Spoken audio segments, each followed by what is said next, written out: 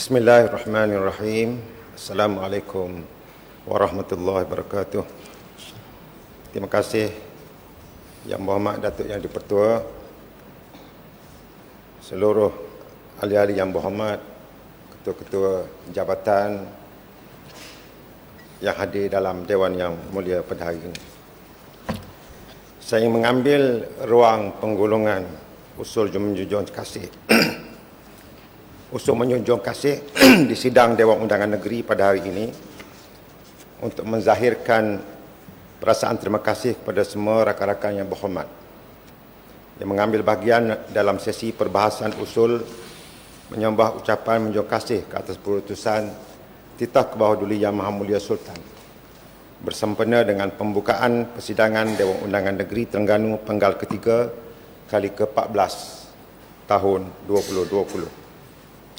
Saya juga ingin mengambil kesempatan ini untuk menzahirkan rasa terima kasih yang tidak terhingga di atas pengorbanan dan jasa bakti petugas Barisan Hadapan frontliners dengan izin, iaitu Majlis Keselamatan Negara, para doktor dan seluruh petugas kesihatan, anggota keselamatan dan unit beruniform seperti polis, tentera, APM, bomber dan penyelamat, anggota rela, MPKK, NGO dan orang perseorangan yang telah berkorban masa dan tenaga merisikokan diri untuk memastikan kawalan terhadap pandemik COVID-19 dapat diurus dengan baik. Terima kasih juga kepada seluruh rakan-rakan, sahabat-sahabat ahli yang berhormat, ahli Majlis Mesyuarat Kerajaan Negeri yang telah berusaha untuk memberikan pencerahan terhadap beberapa perkara yang dibangkitkan oleh ahli-ahli Dewan sekalian. Walaupun masa perbahasan kita ada hadnya, kandungannya ada berbagai. Ada pedas, ada manis, ada kelat pada deria rasa kita. Tapi saya percaya di atas niat murni rakan-rakan ahli-ahli yang berhormat untuk mengutarakan cadangan, pandangan dan kritikan untuk kebaikan negeri kita yang tercinta ini. Di sinilah perlunya kita mempunyai jiwa besar dengan berbagai pandangan yang diutarakan. Saya percaya bahawa dalam Dewan yang mulia ini satu ketika dahulu pernah menjadi saksi perbahasan hangat yang bertalu-talu atas sebab-sebab yang mungkin tepat dan sesuai pada waktu itu. Kita juga sedar bahawa zaman beralih, musim bertukar. Pada masa ini adalah masa hadapan berada di tangan kita. Sama ada hendak kita bawa ke kiri atau ke kanan, sendirian atau kita pikul bersama. Peribahasa Melayu ada mengungkap, mengusut mudah, menyelesaikan susah. Maka ada baiknya kita sebagai ahli yang berhormat ini menjadi resam pemimpin yang baik dengan menjadi tempat tuah rakyat kita di bawah mengadu nasib. Seperti kata di dalam Melayu, ibarat kayu besar di tengah padang, tempat bernaung kepanasan, tempat berlindung kehujanan, uratnya tempat bersila, batangnya tempat bersandar. Yang Berhormat Datuk Yang Dipertua dan ahli yang berhormat sekalian, saya sedia maklum atas segala intipati yang telah diberikan sepanjang sesi perbahasan, mana-mana yang bersifat kritikan atau teguran yang benar dan membina. Sudah tentunya saya dan rakan-rakan sekalian akan perbaikinya. Walaupun adanya kekhilafan fakta yang sebahagiannya sudah dijawab oleh sahabat rakan-rakan dari MMKN, namun saya memilih untuk tidak mengungkitnya kembali dalam ruangan ini. Sebaliknya ingin terus melihat ke hadapan dan memberi fokus kepada agenda yang lebih besar demi penyatuan ummah. Dalam masa yang sama, sebagai pemimpin, kita sepatutnya berjiwa besar, lebih matang dan rasional, dan berupaya untuk memimpin ahli-ahli dan akar umbi kita demi objektif yang besar, dan tidak hanya terkongkong dengan agenda setempat. Pepatah Arab ada menyebut yang bermaksud kepuasan atau persetujuan dari semua pihak manusia adalah sesuatu yang tidak mungkin dicapai. Inilah juga kisah yang selalu kita baca mengenai Luqmanul Hakim yang berjalan kaki bersama anaknya dengan seekor keldai. Maka ada benarnya juga sisi pandang Ibn Farabi yang hidup di Damsyik pada sekitar 872 hingga 950 Masihi, yang menjelaskan bahawa penguasa harus dapat mempertahankan kuasa dan tidak tunduk pada gagasan politik rakyat yang membingungkan, apatah lagi dalam keadaan suasana kejahilan dan hinga-binga rakyat yang tidak memahami maslahat yang diperkatakan.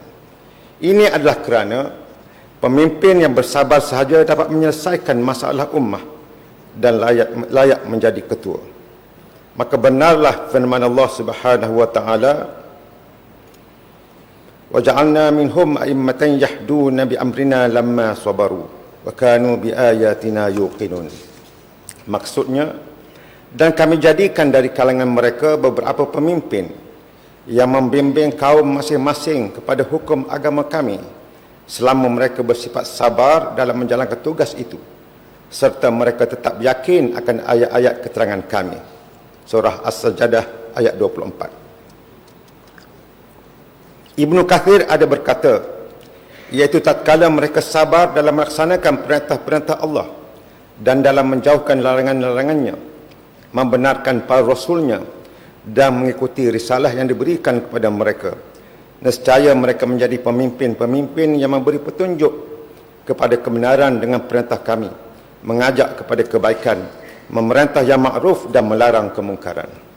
Yang Berhormat Datuk Yang di-Pertua dan ahli yang berhormat sekalian, kita semua tahu bahawa ketegangan dalam masyarakat kita di bawah akibat dari perbezaan fahaman yang bukan semata-matanya fahaman politik, tetapi juga sentimen pertembungan budaya setempat dan lain-lainnya, telah membawa kepada sengketa politik kepartian yang akhirnya memberi kesan yang mendalam kepada persekitaran masyarakat Terengganu dalam berbagai aspek, iaitu terhadap hubungan kekeluargaan, hubungan sosial penduduk kampung dan bandar, ketidakadilan dan sebagainya. Suasana berdekad ini menjalar berakar umbi, menyebabkan hubungan dalam masyarakat turun naik dan diperturunkan dari generasi ke generasi. Inilah juga tugas kita sebagai pemimpin, untuk memahamkan rakyat akar umbi di bawah kita terhadap makna politik dan tanggungjawab.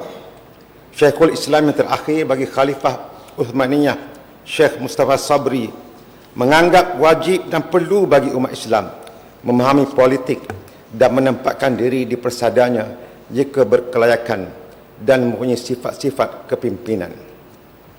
Setelah zaman berubah dengan pantas, tahun 2019 menyaksikan perubahan suasana politik yang sangat baharu di seluruh negara dalam bentuk muafakat nasional pada September 2019. Pada tahun 2020 ini pula, kita sama-sama mengalami kerjasama politik yang membawa ke peringkat nasional sehingga berjaya menubuhkan kerajaan baharu di peringkat persekutuan dengan gagasan Perikatan Nasional. Manakala wawasan 2020 yang asalnya bermatlamat untuk meningkatkan Malaysia menjadi sebuah negara perindustrian dan negara maju sepenuhnya menjelang tahun 2020, telah menjemakan wajah muafakat politik baru di peringkat persekutuan yang tidak pernah kita gambarkan sebelum ini, dan sekiranya kita mampu untuk menjaganya, insya-Allah akan melahirkan kekuatan umat Islam yang kita impikan. Yang berhormat ahli-ahli Dewan Undangan Negeri yang ada dalam Dewan yang mulia ini sudah tentunya amat mengharapkan agar sinar baharu ini akan berupa bentuk baharu dalam masyarakat kita di Terengganu. Realitinya, semua ini tidak mudah dicapai dalam waktu yang singkat kerana akar yang mencengkam bumi ini perlu kita cermat dan bijaksana untuk merungkainya. Biarlah nanti generasi anak cucu kita berterima kasih kepada kita kerana memulakan langkah penting ini, dan mereka mendoakan kesejahteraan usaha amal kebaikan yang kita usahakan pada hari ini sebagai suatu amal soleh. Yang Berhormat Datuk Yang di-Pertua dan Yang Berhormat ahli-ahli yang berhormat sekalian, ahli-ahli yang berhormat sekalian mungkin menyedari bahawa kita ada menambah baik pemberian bantuan dan peruntukan kepada semua ahli yang berhormat sempena Hari Raya Aidil Adha baru-baru ini. tanpa diberi kepada penyelaras DUN seperti sebelum ini. Keputusan ini ada dilema dan kegusarannya yang timbul, tetapi kami mengambil pendekatan ini untuk bergerak setapak lagi bagi mencapai bigger picture dengan izin di hadapan kita. Semua kita juga tentu sedar bahawa memang hasrat kita semua untuk mencapai keharmonian muafakat politik ini secara overnight dengan izin. Itulah juga yang digambarkan dalam ucapan perbahasan oleh semua ahli-ahli Dewan untuk mencapai keharmonian muafakat politik ini dengan segera. Tetapi kita juga perlu insaf bahawa akar umbi juga perlu dididik dan diurus dengan penuh hikmah, kerana perasaan ragu meragui, curiga mencurigai, cuit mencuit, jeling menjeling masih wujud di bawah sana. Sekiranya kita memetik buah yang tidak masak, mungkin isinya tidak manis atau kelak. Pada masa yang sama, secara fitrah tentunya akan ada pihak di luar kita ini yang sudah tentu merasa bimbang dan cemburu dengan muafakat kita ini. Maka ditimbulkanlah jarum keraguan dari segenap sudut untuk menggagalkannya. Proses mendekat dan menserasikan ini memerlukan komitmen kita semua dan juga orang-orang di bawah pimpinan kita sendiri. Ianya tidak mudah, tetapi kita mesti kuatkan azam dan meleraikan perasaan curiga mencurigai. Baharulah matlamat yang kita impikan itu boleh dicapai. Apatah lagi dengan kewujudan struktur pentadbiran dan latihan sistem sokongan kerajaan kita ini ada berbagai peringkat. Majlis Komuniti Kampung, ahli majlis, ahli lembaga pengarah dan pengurusinya dan sebagainya.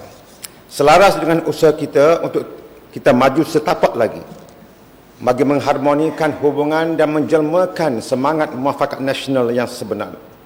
Saya juga telah berbincang dan memaklumkan kepada Yang Berhormat Eksekutif Pertanian, Industri Asas Tani dan Pembangunan Desa Terengganu bahawa cadangan penambahan komposisi bilangan bersesuaian di kalangan ahli dari Muafakat Nasional dan Perikatan Nasional dalam jawatankuasa pembangunan keselamatan kampung JPKK di negeri Terengganu ini insya-Allah akan dimuktamadkan dan dilaksanakan bermula pada awal tahun 2021. Dalam debaran ini kita mengharapkan keharmonian baru dapat diwujudkan dan ditambah baik dalam JPKK yang dijenamakan semula nanti.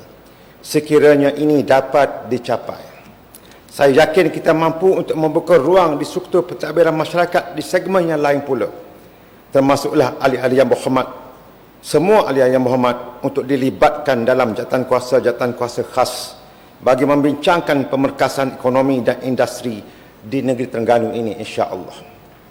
Perubahan ini perlu dilakukan dengan cermat agar ianya tidak menyebabkan kejutan atau orang Terengganu kata selok di bawah sana. Hal ini perlu dirundingi secara berlapang dada kerana parti-parti yang ada dalam dewan ini juga perlu berkira-kira meninjau suasana rakan-rakan kita di negeri-negeri yang lain seperti Johor, Melaka, Pahang, Perlis, Kedah, Perak dan Kelantan. Kita juga mestilah terus memperkukuhkan saluran pertemuan dan perbincangan sesama kita supaya mana yang kusut dapat dirungkaikan, mana yang terpendam dapat diluahkan, mana yang gembira dapat dikongsi-kongsikan.